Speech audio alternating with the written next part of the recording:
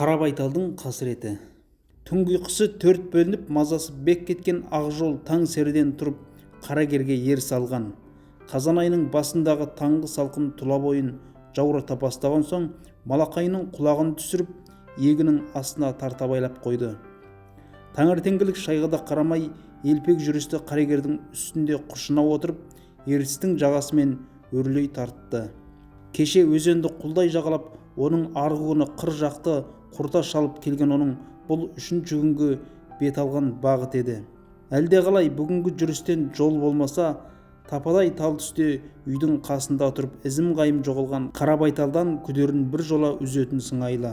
Жығылған үстіне жұдырық дегендей, соңғы кездер онсыз да ойы оңға бөлініп, санасын сары уайым сергітпей жүргенде, қолында тұрған ағадал малынан айырылғаны тағы бір тосыннан келіккен қырсық болды.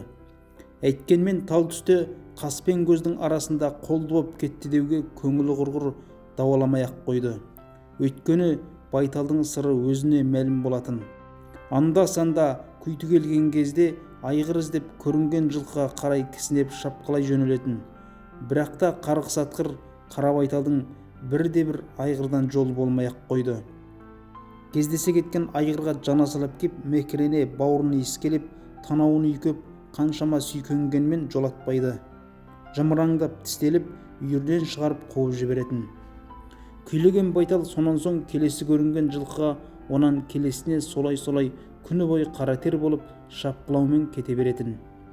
Ақжол Қарабайталдың жаз бойы осылай неше дүркін жоғалтып, ізін суытпай ат сабылтып жүріп, әзер тауып алғаны барды. Бұл жолы да осындай үміт жетегімен таң серіден ат қоғанған еді. Оның үстіне сол күнгі түс әлетінде әлдебір қара жылқының өріске қарай қонып берен шапқылап бара жатқан, көздері шалып қалған бірнеше кісінің сөздері де көңілге үміт ұялатқандай болған. Әйткенмен оқтаудай жұмыр семіз Байтал ұрылардың қолына ілігіп кетті ме деген күдігі де жан мазалай берді. Айғырдан шығып құлын берсе берер, бермесе не соғымдық болар, не садып кәдеге жаратармын деген оймен жазғытұрым біраз уақыт қоспа жемге тойғызып жібербеді. Алғашқы тебіндеген көкке жайыла салысымен көп кешікпей өлі жүнін тастап жылтырап сала берген. Сонан соң айғыр іздеп жанталассын кеп.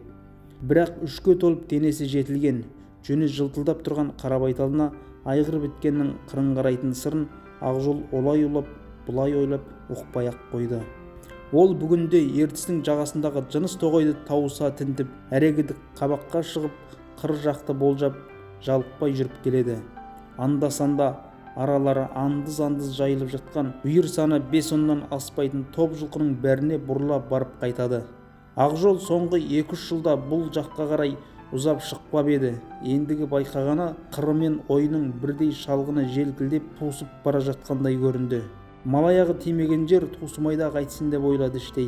Бір кездері іргелі шаруашылықтың табын жылқылары жазда қырында өрістеп, қыста ойға ауысып тебіндеп жататын кездің өзінде ескі шөбі жаңасына қосылып таусылмай қалатын шұрайлы өлкенің оты қазір мүлде сиреп, әр жерден бір көрінетін жылқыға мұрты ойлысын ба. Ол кезде Кеңшар жылқысын өзі де бір қыдыру баққан болатын. Не секілді жер баспайтын сәйгүліктердің қызығында сонда көрген. Ай аяғында санаққа жинап жүздеген жылқыны қосып айдағанда шіркіндер жер солқылдатушы еді. Жерекеш жердің өзі құлазып жетімсіреп қалғандай. Ақжол ат жалын тартып мінуге жарағаннан бері Алғабас Кеңшарының жаман атын құлағы шалмаған. Керісінше жыл сайын егіні жай қалып, малы өсіп дегендей тасы өрге домалап, жоғарғы жақтан неше түрлі сыйлықтар алып жатқаны есінде. Талай газет беттерінен Алғабас атты мақалаларда оқығанда. Енді ғой, сол бір ісі ілгері басып тұрған іргелі шаруашылықтың мыңғырған малы мен дүрілдеп тұрған сан түрлі техника дүние мүлкінен ауызға алар жұрнақ қалған жоқ. Бәрі жекешелендіру деген желеумен құрдымға кетіп құрған. Ол кезде ауыл тұрғындарының жеке меншік жылқысының өзі тай жабағысымен қосқанда толықсыған бір табын еді-ау. 4 жылқышы қысы жазы тыным таппай қайырып бағатын. Ақжолдың өзі жылдағы өсімін керегіне жаратса да ұзын саны 10-нан түспейтін.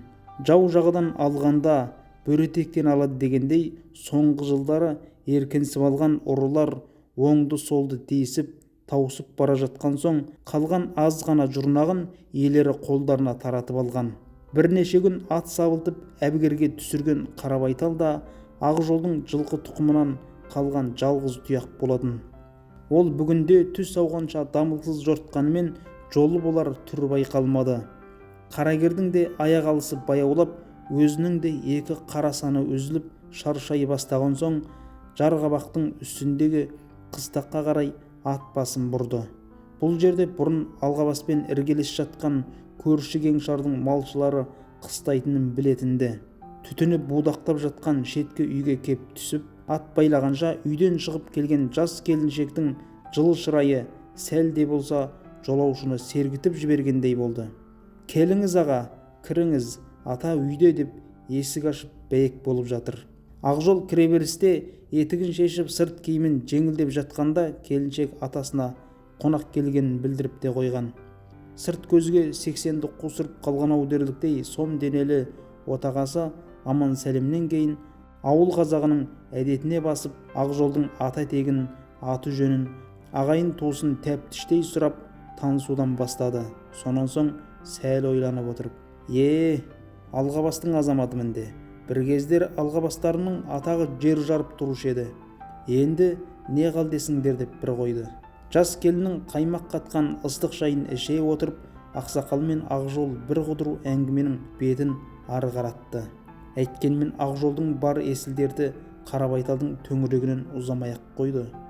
Отағасы Ақсақалдың ашық жарқын кеңесқой кейпін байқаған ол ойындағысын ақтарып, ішін орталатып алғысы келгендей, Қарабайталдың қашан жоғалғанын, айғырдың қалай қуып жібергенін айтып, әңгіме арнасын қайта бұрып әкелген.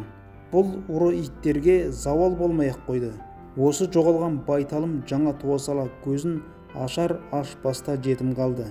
Тіпті болмаса ауызданып енесінің алғашқы уызынан бір сормай қалғанын қайтерсің. Шығасына есі басшы дегендей, сол кезде өзімнен де болып кетіп еді.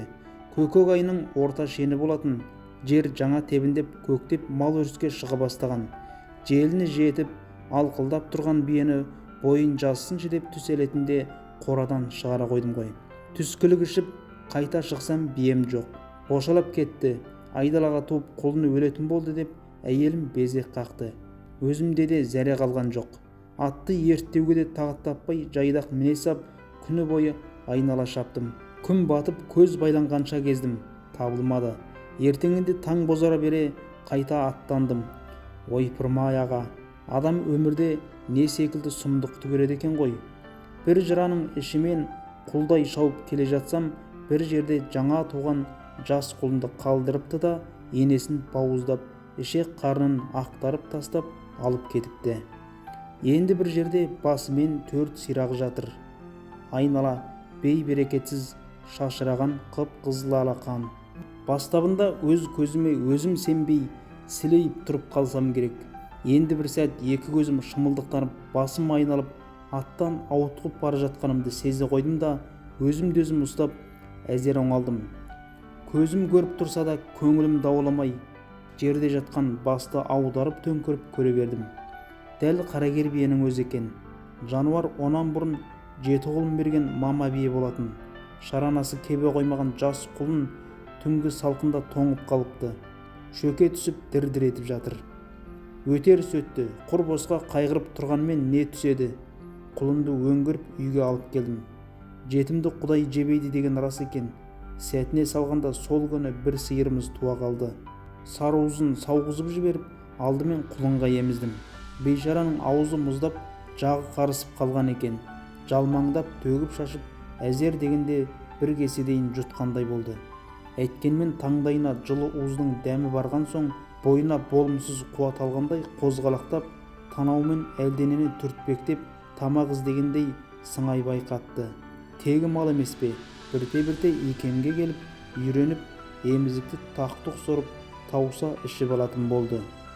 Жануар сол сиырымыздың өзі де бір сауғанда шелек толтырушы еді. Өзіміз ұрттамда ішпей қолмен бұзауға бөліп бере саламыз. Сөйтіп екеуі де егіз туғандай қора ішінде бірін-бірі иіскелеп ойнақтап біріне бірі бүйірлерін түйістіріп жатып бірте-бірте әбден бауыр басып кетті. Кешке өрістен сиырлар келіп маңайдағы бұзау тайыншалар мөңіреп азан-қазан болып жатқанда құлын да күлдір-күлдір кісінеп дыбыс беріп қояды. Жануар сөйтіп жүріп тез оттығып жем-шөпке аузы ілінген соң күтімнің арқасында құлпырып шыға келді.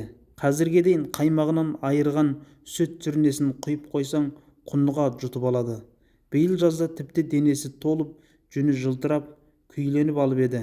Тағы да ұрылар іліп әкетті ме деп қорқамын. Әй білмеймін, бүгін табылмаса барар жерім таусылды деп торықты Ақжол.